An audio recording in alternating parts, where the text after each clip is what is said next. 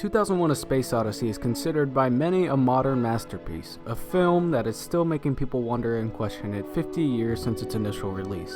To the average moviegoer, 2001 might just seem like a drawn-out film, and it might be hard to understand what people find so great about it. For one, 2001 doesn't really have any character development, since it isn't a movie about the characters. So, with that being said, what is it about? Well, it isn't clear what it is about, but after viewing the film 3 times, I've drawn my own conclusion about what I think the film stands for. One thing I noticed was how the film was put together. The film contains 4 different sections. The first section is called The Dawn of Man, and in this section we follow these prehistoric apes around, when they find something people will later refer to as the monolith. Then we cut to our second section, which is unnamed, where we follow a scientist by the name of Dr. Haywood Floyd. And that section ends with Dr. Floyd landing on an excavation site on the moon, where they find a second monolith that they say was deliberately buried on the moon. The third section is titled Jupiter Mission, and picks up 18 months after Section 2, and then Section 4, titled Jupiter and Beyond the Infinite. Now that we have this established, it is time to figure out the meaning of each section. Section 1 starts with the name of the film appearing above the screen, as the sun rises from the background playing the movie's main theme. Now, this will be very important later on. So, we are following these man-apes around, and the audience is supposed to assume that they are the early stages of human, due to the title Dawn of Man. There are some things you should pay attention to when viewing this section of the film. The apes are divided into 2 tribes, and we see these 2 tribes fight over a watering hole. We then cut to a scene of one of the pack of apes eating an animal, and then to another of them sleeping together. One ape then wakes face to face with a monolith. Eventually, one of the apes touches it, and they begin to go apeshit, screaming and jumping around it. While this is happening, we see the sun rise over the monolith, and this happens every time we see the monolith in the film, so I decided to look into what was so important about the sunrise.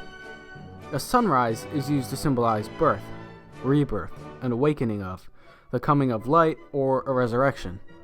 After we see the first sunrise, we cut to a lone ape who hits a pile of bones with another bone, using it as a club.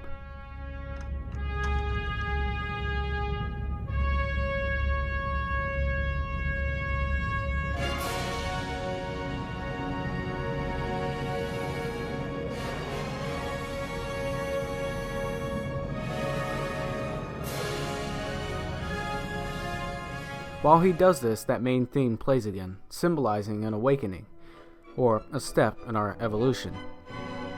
What we are witnessing is man's first step into a technological age.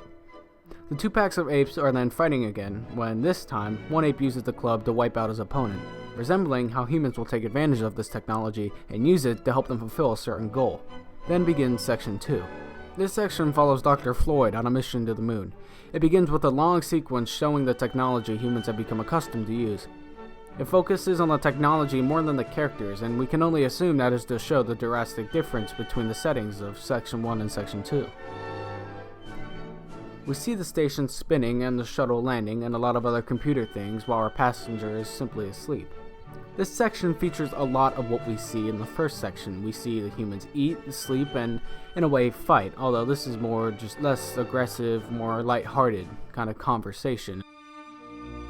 We go from these animals to these very professional and clean humans in a matter of minutes. This section is a lot less hectic and more slow than the one prior, especially when comparing the fast and frenzied movements of the apes to the steady and precise movements of the spaceships and machinery. This section is supposed to show the evolution between the two. In a way, Section 2 is basically just a more civilized version of Section 1, and it ends with Dr. Floyd and his men getting a picture under the uncovered monolith, when an ear-piercing noise catches everybody off guard, and then cuts. Section 3 begins with 2 new astronauts, David Bowman and Frank Poole. We are also introduced to a third character, Hal, which is an HAL 9000 supercomputer helping to run the ship and guide the astronauts through their mission. Hal resembles much of the characteristics of a human, and might have the most character of all of the characters in the film. We see it acting confident, skeptical, and even shows signs of fear.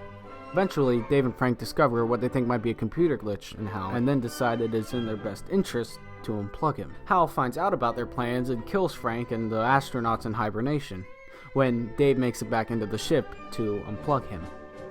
Finally, section 4, we see a large monolith floating in the midst of space, and then Dave goes through what looks to be an interdimensional or some sort of deep galactic travel to a room where he eventually ages into what the internet calls a space baby. I know, weird. And then the movie wraps with the final shot of him overlooking Earth, yet again with the iconic theme playing.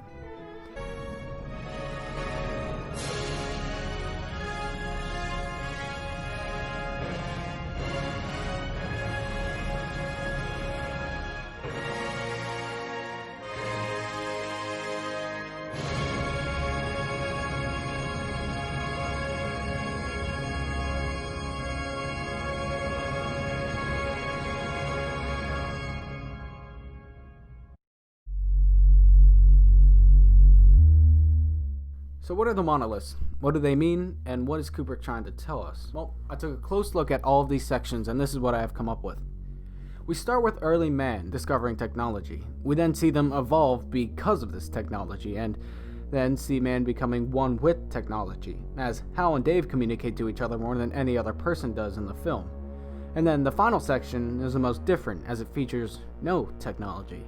Now, the name of the fourth section is Jupiter and Beyond the Infinite. Infinite can be connected to the universe, the place where everything in this film is taking place, or where anything anywhere takes place.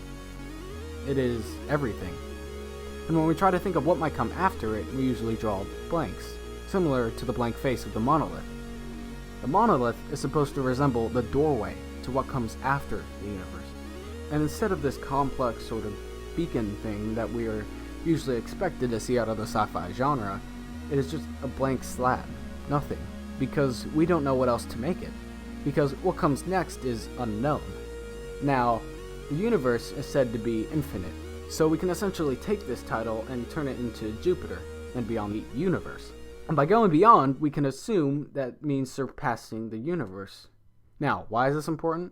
Well, when researching the monolith, it is said that the monoliths were built by an extraterrestrial species, and if we are truly talking about evolving past our physical state to surpass the universe, then these things we're dealing with are not just aliens that are green and have large eyes, but gods.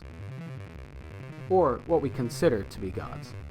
So with all this in mind, we can come to the conclusion that the monolith is a doorway to the next level of human evolution, as I mentioned earlier, without technology. In every other section, we see our characters depending on technology. The apes depend on it to stand against their opposing tribe. Dr. Floyd relies on it to fly into the moon and contact and speak to his daughter. And Dave relies on how to do everything, like turning the shuttle around and, opening the pod doors and such. Only when Dave overthrows technology is he able to surpass everything connected to it. In the final moments of the film, we see the monolith dissolve into space and open a bright tunnel full of colors and all sorts of distorted imagery. Things we find confusing. We don't know what to make of it, and honestly don't understand it, because we can't. What comes after is beyond human comprehension. We can comprehend something infinite. It's easy. It never ends. But when faced with the question, how does something endless end, we're asking what is beyond the universe? What is beyond the infinite? And the answer is one we can't depend on technology for. Rather, we can only use it to get us to that point. The final scene depicts Dave looking at an older Dave. When we become this older Dave, we then notice an even older Dave. Once we change to the oldest Dave's perspective, we see the monolith. And since all of these cuts are shot exactly the same, and in all of these cuts Dave keeps looking at a future version of himself, when he looks at the monolith, we are led to believe that he becomes the monolith. And then the monolith looks at what comes after it, the space baby. This whole scene is like a shortened evolution of all the Daves through time, and due to the connections we made earlier, we can now fully understand what the monolith means. Not only is it a further evolved Dave, but a further evolved everything. It represents the evolution of the universe and how everything inside of it is constantly dying and being reborn, which explains Kubrick's reasoning when constantly bringing up birthdays. The birth of man, the birth of this and that. Can't you think of anything else you want for your birthday? Happy birthday, darling. Happy birthday, many happy It is about an endless repeating cycle and how everything inside of the universe is connected. And everything will eventually evolve into something greater, since energy cannot be created or destroyed.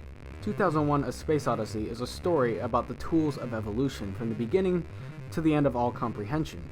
It is a story that can be applied to everything in the universe, as Dave can be replaced with anybody or anything. What the film is displaying is our destiny, to one day surpass our conscience level and move from one capsule of life to the other. We cover a vast amount of time, and in every one of these timelines we see our characters coming into contact with the monolith. It's unavoidable. This shows the endless journey that has been going on since the dawn of man, and one that shall continue forever. 2001 not only pushes the boundaries of filmmaking with its groundbreaking effects and set pieces, but it pushes the boundaries of everything we know to be true about our universe, and everything that comes after it.